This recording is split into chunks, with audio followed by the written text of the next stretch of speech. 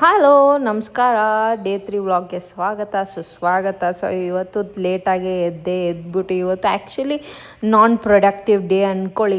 ಏನು ಕೆಲಸ ದಬ್ಬಾಕಿಲ್ಲ. ನಾನು ಎದ್ದೆ, ರೆಡಿ ಆದೆ, ಆಚೆ ಹೋಗಬೇಕಿತ್ತು. ಸೊ ನಮ್ಮ ಪಾಪುನ ಕೆಳಗಡೆ ಕರ್ಕೊಂಬರೋ ಅಷ್ಟ್ರಲ್ಲಿ ಟಯರ್ಡ್ ಆಗಿಬಿಟ್ಟೆ. ಅವಳು ಮಲ್ಕೊಂಡೇ ಇರಬೇಕು ಅಂತಾಳೆ 24 ಗಂಟೆ.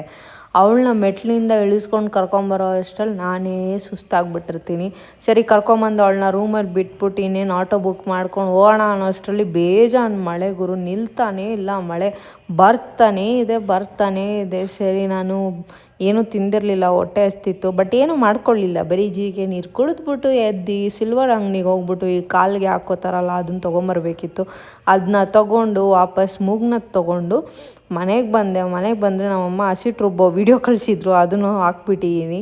ಸೊ ಆ ವಿಡಿಯೋನೂ ನೀವು ನೋಡ್ಕೊಳ್ಳಿ. ಮತ್ತು ಮನೆಗೆ ಬಂದು ವಾಶ್ರೂಮಲ್ಲಿ ಒಂದು ಸ್ವಲ್ಪ ಬೆಟ್ಟಿ ಶೋಕಿ ಮಾಡಿ ಅದಾದಮೇಲೆ ಒಂದೇ ಹೊತ್ತು ಅಡುಗೆ ಮಾಡಿಕೊಂಡು ತಿಂದು ಇವಾಗ ಮತ್ತೆ